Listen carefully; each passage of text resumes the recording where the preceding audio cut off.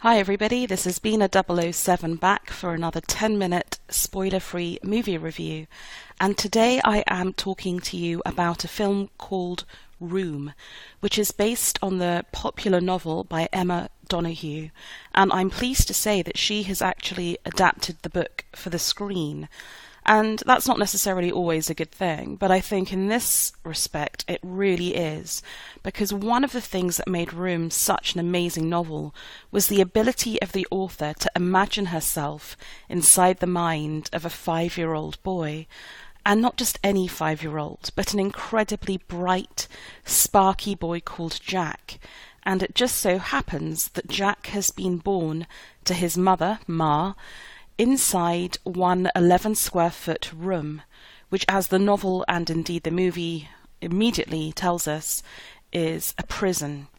Because Ma, at the age of 17, was abducted by a man called Old Nick, or who they call Old Nick, and kept in what it turns out to be a suburban garden shed with only one skylight for sunshine to come in, a very heavily locked door, a small single bed, a sink, a tiny little kitchenette. And what's amazing about the first half of both the book and the movie is that you see this world through a child's eyes.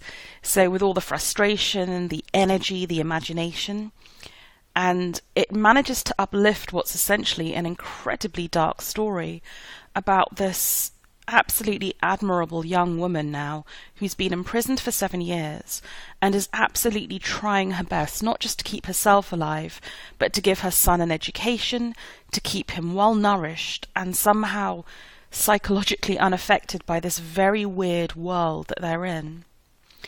So as the movie opens, we see everything from Jack's perspective, and the director, Lenny Abrahamson, who directed Frank, which I loved, wonderful movie for you to check out, separate to Room, has filmed it from a child's perspective. And it's not sort of an overly obstructive conceit. It's not that he's got the camera always at a 5-year-old's height, but very much you do feel that Jack's in control of the story. And it's a very pivotal point in the book because, you know, Ma is starting to realise just how impacted Jack's health and nutrition might be by being kept in, and she also realizes he's now approaching an age where he can be an ally in trying to find an escape. So she's trying to sort of overcome the fictitious world that she set up for him and explain to him that she is like Alice in Wonderland. She's fallen through the rabbit's hole, but there is a world outside, and that if they work together they can perhaps have a chance at achieving that. And so we go through the motions, a big plot point happens, which I'm not going to spoil here. But I think what's really fascinating as you move into the second half of the book and indeed the movie, which is very faithful, is that you see both Ma and Jack trying to sort of cope with struggles that are different but echo the previous ones. So the concept of being hemmed in, the concept of being in a prison of the mind. And I think it's what made the book incredibly powerful. And it's also what makes the film very deeply emotionally affecting. I mean, I think it's quite hard to get through this film without a few tears coming to your eyes. So the book was wonderful, beautifully written, beautifully imagined. This horrific situation became somehow a story of a mother and son.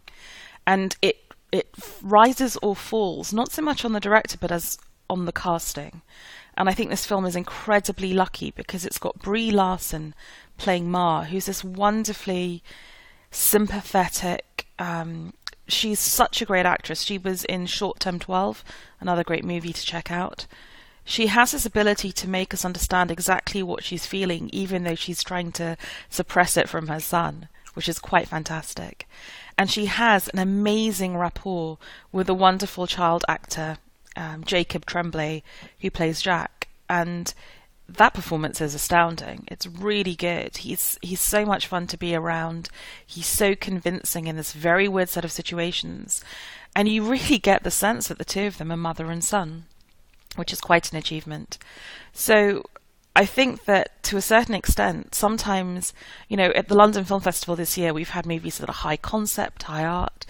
Sometimes all you need for a film is just a simple story, well told and well acted. And while they're very ably supported by a cast that includes William H. Macy, effectively this is a two-hander, this film. It's the mother and son, and it's just such a poignant, moving relationship that whether or not you've read the book, you will love this film. And actually, it's worth pointing out, I mean, I've read and admired the book, but even knowing how the plot turned out, I was so tense at certain moments, and I think that's the mark of a great director, that even when you know how it's going to turn out, he makes you feel that tension. So, as you can tell, I'm a big admirer of this film, but if you've seen it and agree or disagree with my take, please feel free to leave a comment on the blog at b007.com. Thank you for listening.